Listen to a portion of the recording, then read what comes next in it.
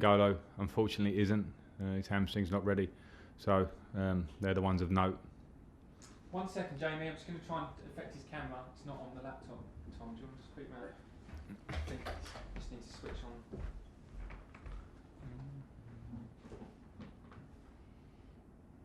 Start video button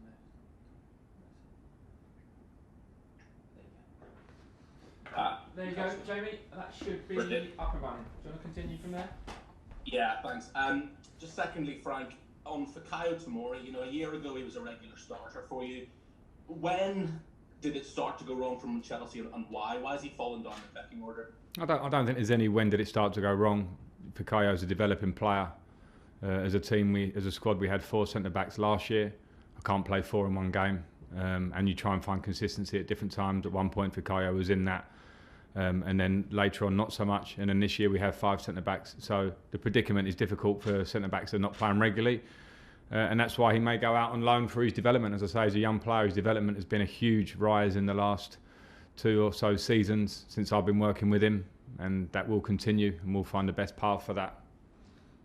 The reports are that it's with an obligation to buy to AC Milan. But from what you're telling me, I assume you'd like him to return. We haven't got any. There is no detail on what those reports I've read as well, but they're not to be confirmed. Okay, thanks very much, Frank. Thank you. Emma Saunders. Hi, Frank. Hi. You talked about the confidence levels perhaps lacking a bit in some of your forward players. Now, Mason Mount doesn't look like a player that's lacking in that department at all, especially not against Fulham. I just wondered how much you think his performances can help raise the confidence in those other players around him who are perhaps not hitting their full potential at the moment. Yeah, certainly it can help because you can see that Mason's playing with confidence, hence his 2 goals in the last 2 games, but his general play is really good. I keep talking about him a lot and since the weekend, and I think his work ethic in training is one of those reasons, the way he keeps his standards high every day. So I think there are things that other players can look at with Mason. And at the same time, it's clear when you're in a difficult patch individually or collectively, you have to fight and play your way out of it. So you rely on players around you doing their job. Mason's doing it at the minute, but we've got lots of players like that in forward areas. We just need a kickstart from them. We need to see some numbers, some production from the front end of the pitch. You look around the Premier League and you see teams that are being successful generally or in good runs have people at the top end of the pitch that are firing and scoring and assisting. And we've been a bit short on that recently, but it will come back. It will come back. The players have to fight their way through those little periods or patches. And at the moment, Mason is a good example of someone that's always fighting and he's playing really well. Looking ahead to this game against Leicester City, I just wondered where you think Leicester are in this title race and just how open you think it is in general.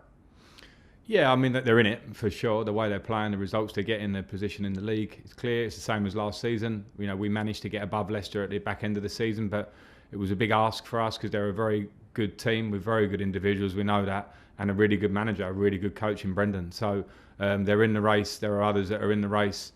We have to not consider too much the race as it stands at the minute, and consider ourselves. Consider, can we get a result against Leicester, who are a competitor up there, and then see, can we get wins together that will propel us back up to where we want to be. But the race is relatively open, especially in comparison probably to recent years, I suppose. Just finally from me, going back to these confidence levels, what would a win do against Leicester for those levels within the squad and the feeling in the camp? Yeah, it would help. It would certainly help because Leicester are a quality team who are getting results, as I just said. So it would help. But we're not the only team in that position. You look around at top teams, examples yesterday of teams that come off it a bit, or certain elements or parts of the team are not firing. And it's hard to win games in this league. So I don't want to lean too much on our own confidence. It's a part of the picture at the moment. But for me, the work ethic and the team really being focused is just as important as the confidence, because the quality in the team is there, the potential is there, and it will be unlocked. It's just making sure for a tough moment that we do all the right things to get it back from where it may have been. John Southall, BBC 5. Clubs whereby it can be really difficult if you absolutely don't hit the ground running and you get into a rut to end up being labelled as somebody who is not a success at a club. Well, first of all, I don't want to compare him to anybody, because I think if we just narrowly compare him to some Chelsea signings, I think it would be the wrong way. Everybody's story is different. Fernando Torres had difficult times here, but came away winning the Champions League and being a pivotal player in our run to winning the Champions League. So I don't think you should compare too much. All we need to do here at the moment, Timo and myself and teammates around him, is to create the best environment to get the best out of Timo, which means firstly himself working hard, as I say, any striker who knows. And when you see the chance he misses the other day, that's just repetition on a training ground. Everyone will go through those patches, whether you repeat it 1,000 times or not. But when you are in that moment, you must repeat and keep working. And then he also needs support and help around him, and he needs to keep his head down and focus. And my job is to support around him and give him positivity and confidence, because Timo Werner didn't by chance score the amount of goals over the last few years that he scored. He scored those goals because of his huge talent. A tough time for him here at the moment is a small period in what I believe will be a fantastic career from him going forward at Chelsea. I've got no doubts about that, and I hope people around it can also see it that way. And one more on Mason Mount. I mean, obviously, I saw him with you at Derby. I followed his career with Chelsea in England. I don't think he's let anybody down, either at Derby, with Chelsea, or with England. Yet, does seem to have some critics. Are they just jealous of him and his talent and his enthusiasm? I'm not sure what they are, if they are his critics. I'm not sure how anybody could really criticise him of late. I felt it last year. Last year, Mason was playing regularly for us, and I felt some of the critics in the modern world. It's really easy to hear them, even if you don't use social media. You lot ask me about it all the time, and I think I mentioned it before. And Mason's the type of midfield player is that he does so much great work for the team off the ball, which I think maybe for the naked eye is not as exciting as a overhead kick or a treble step over. He does all those basics well. He moves the ball so quickly. He's a great teammate. We've seen recently he scores goals, he finds assists, he does all those things. So I don't think it matters if people are critical in any way. And one thing he has got as well, Moose, is a really great attitude. He has a real great way of just not seeming like he's ever perturbed by what may be critics outside. The critics are wrong. There's no doubt about that. Anyone who understands or knows football and watches Mason Mount play understands what an incredible talent he is. Just turned 22. Imagine when he's 25. Imagine when he's 27. So the critics don't matter when it comes to Mason.